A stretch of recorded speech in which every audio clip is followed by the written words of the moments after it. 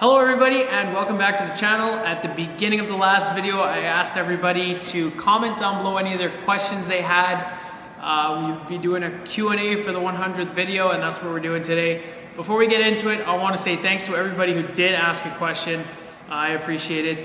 So we're going to get right into it here with probably the most commonly asked question, which was, how many cows do you guys milk in total? Our herd is typically around 300 cows. It fluctuates, give or take 10 cows or so. It just depends on how many cows calved recently and how many cows we've dried off. It's typically around that 300. Only 3 years ago, it was a different story. It was only 90 to 100 cows. But within the last few years, we grew quite a bit. We built a new barn, got quite a few more beds in the barn, and the bigger parlor. So we've been milking quite a few more cows now for the last year and a half to 2 years. So 300 cows is what we're milking nowadays. How many acres of land do you farm in total? We farm a total of 2,100 acres out here, and it's located in central Saskatchewan. And about 500 of those acres to 600 probably go for silage and feed and stuff like that for the cows. And then the other acres are for cash crops. So we combine the grain and then sell the grain. How old are you? Was another super common question. I am 21 years old. I've lived on the farm my entire life. How many regular employees outside of the family do you have on the farm? So we have a total of 4 full-time employees on the farm that are not family, and then there's also my sister, me, and then my parents, mom and dad. So that's a total of 8, and then my little sister helps out. She's in school right now, so we consider her part-time. So it's another part-time employee. So a total of 9 people working here. It's quite a few. The reason, we do all of our own land work, so all the tractors need someone to be driving them, and we also have a mechanic out here, so he takes care of all the equipment. We get 0 custom work done, so there's a lot of hours that need to be put in out in the field, and that's kind of why we have so many people out here. How old were you when you started working on the farm, and what was your first job? I remember when I was 7 or 8 years old, I helped my dad milk cows. I was pretty small, too small actually. Basically, my mom's uncle told me every milking that I helped my dad, I would get $10. He would pay me $10, and he was not involved in the farm at all, so the fact that he was going to give me $10 is pretty awesome. So I was helping my dad. I had to stand on a pail so that I could even reach the cows, and the reason why I was working to make some money was because I wanted to save up and buy a quad, and I think I did 14 milkings, and then my parents said, no, you're too small, you gotta quit, because I kind of tripped and fell in front of a cow. I didn't get kicked, but my head was like right in front of the cow's leg, and they didn't like that at all, especially my mom, so I had to quit helping. But probably started driving tractors around the same age, maybe a little bit older, 8 or 9 years old. I remember I was packing on the silage pit pretty young, hauling bales around the farm and stuff like that, just getting used to the wheel loader. And you start kind of slow, and then you just learn as you go. So, do your cows outside of the barn feel cold in the wintertime? So this is a pretty good question, because last February I think I made a video and I mentioned that it got minus 50 degrees Celsius out here, which is really cold. Yeah, probably the cows do get a little bit cold.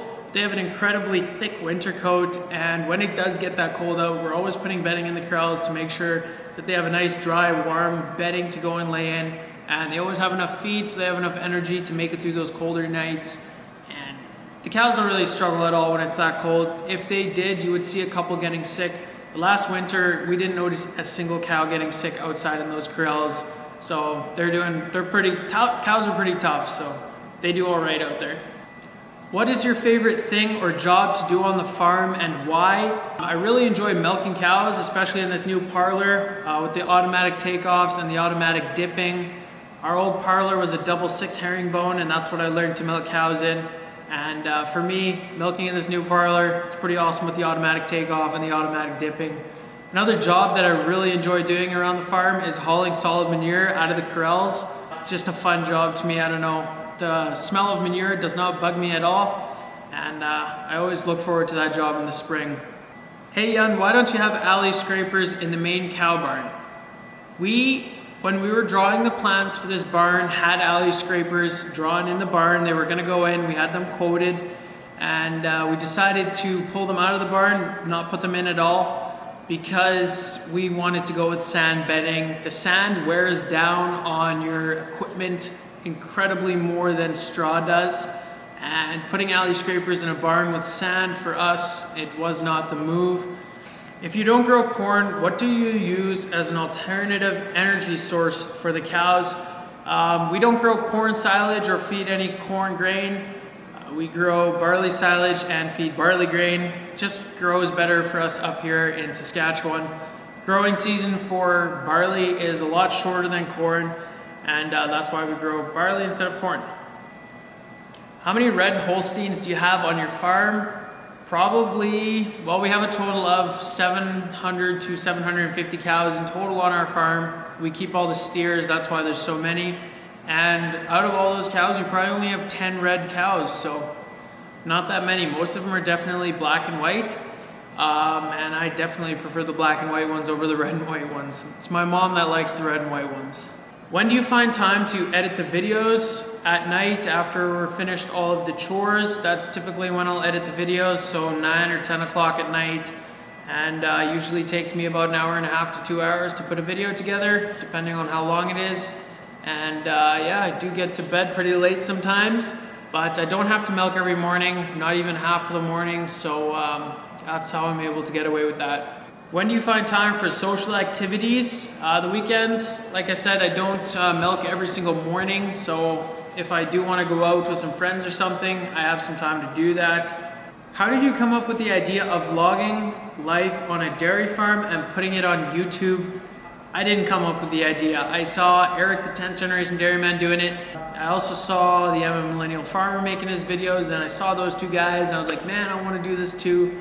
And biggest reason this channel is here is because Eric the 10th Generation Dairyman saw his videos. I wanted to do it too. Call me a copycat. I definitely try to make my videos as unique as possible, but of course there's going to be some overlap there because we're both dairy farmers, but yeah, I did not come up with the idea. Which brings us to the next question. What other YouTubers do you watch?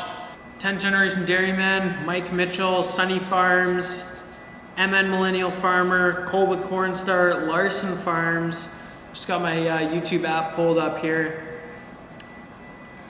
Whistling Diesel, Dairy Farm with Kip Sigler, The Hoof GP, Welker Farms, pretty much most of the other agricultural YouTubers out here. I'm watching them just like you guys are.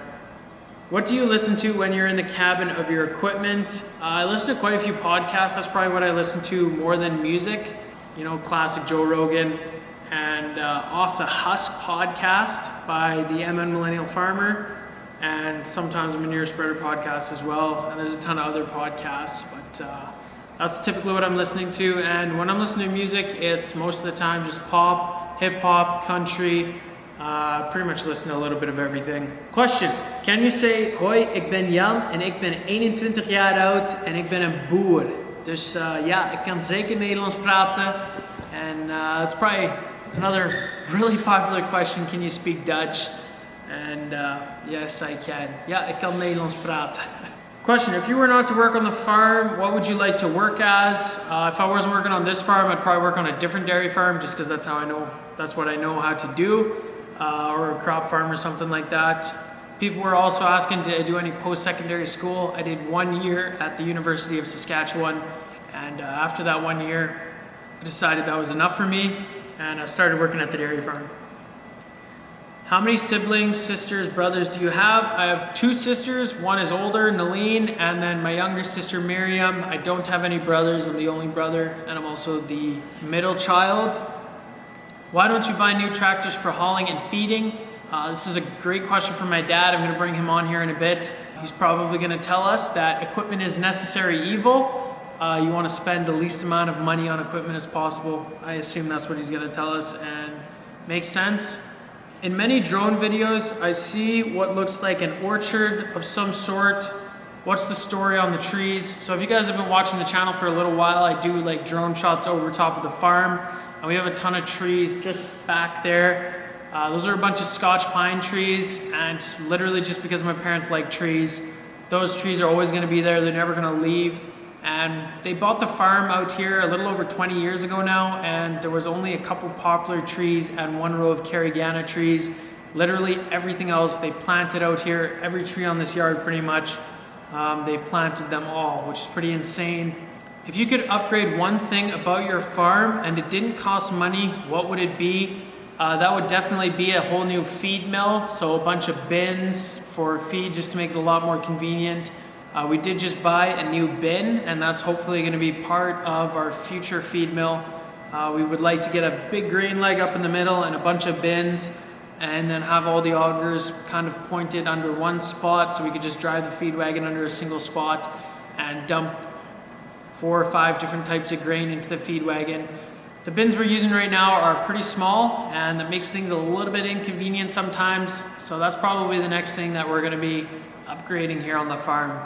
Would your farm ever sell your pull behind chopper and get a self-propelled chopper? So no, the answer to that is no. We would never buy a self-propelled chopper because a new pull behind chopper is maybe around $100,000. One of those big SP choppers, you know, you're looking $500,000, $600,000, $700,000, and we're only running our chopper for 10 days out of the year.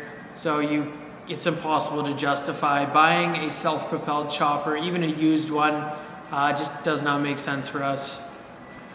Why do you put the feed on the floor of the dairy barn and not in the troughs? So in our main cow barn, we just dump the feed on the ground in front of the head lockers, and the reason we don't have troughs there is because after 24 hours, if the cows haven't finished their feed yet, we got to scrape it all away because otherwise it's going to start to heat up. Every single morning we want them to have 100% new feed, and if they didn't finish their feed, we would need to shovel it all out if we had troughs. And now that we just dump it on the ground, you can just drive the skid steer in front and pull all the feed away. If we did have troughs there, that would add a ton of manual labor to our daily routine. I always wonder in the milking parlor what those flashing lights are on the roof for.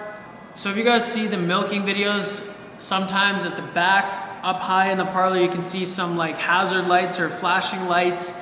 And I believe those were never set up properly. We never used them or anything like that. But I'm pretty sure what that means.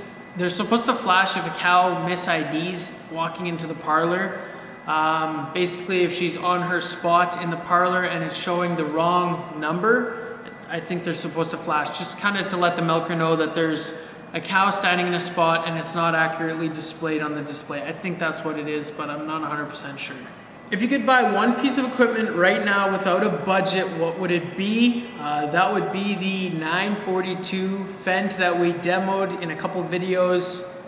Beautiful tractor, very expensive. If we didn't have a budget, that's what I would be hauling manure with. That would be awesome. Are you gonna buy a Ford Raptor? Love your truck, but we all know it's just not a Raptor. I thought this was a pretty funny question because I've been staring at a Ford Raptor for a very long time, but obviously I'm only 21 years old. To put $100,000 into a pickup truck is pretty insane right now, and to go out and finance that would be pretty insane. But someday I definitely will hopefully drive a Ford Raptor. Who knows, maybe it'll be 30 years from now, but someday. Do you drink the raw milk? So raw milk is just milk that hasn't been pasteurized yet. That's what our bulk tank is full of. And yes, I do. I probably drink like 1 liter to 2 liters a day. So I also got quite a few questions about the history of the farm. So I brought my parents here, my dad Arjen and my mom Annika, to help answer some of those questions. So when did you guys buy the dairy farm out here? In 1996. We moved here December 29th. It was -40. It was a cold one. Yeah. And how many cows were you guys milking right in the beginning? About 42. 42, and that was in what kind of parlor? Double tree. Homemade, basically. Yep. Yeah. When did your parents or grandparents get to Canada, and where did they come from? So everyone came from Holland. And when did you get here? I was born in BC. My parents came and my dad came in the 50s. And I guess he wanted to have a Dutch woman, so he went back and got himself a Dutch woman and married and owned, went back, and yeah, I was born in BC. Yep. And when did you move out here? 1994 when we got married, January. Why don't you buy new tractors for hauling and feeding? What do you always say about equipment? It's necessary evil. The best deal I can get is where I would go for, but yeah, bang for your buck. That's what I try to look at. If you could upgrade one thing about your farm and it didn't cost any money, what would it be? Gee. Well, you got your new calf barn, right? Oh yeah. That's pretty much what you wanted. Yep, you bet. Yeah. All the individual calf pens, a new calf barn. And for you, it's probably a feed mill, right? Or Probably, yeah. Yeah, feeding, different feed setup, yeah. bigger bins, a grain leg in there, bigger roller mill. Yep. Or a hammer mill. More land. Oh. Thanks for watching this Q&A video. I hope you guys learned a little bit more about the farm, and I hope I answered your questions, and thanks for watching.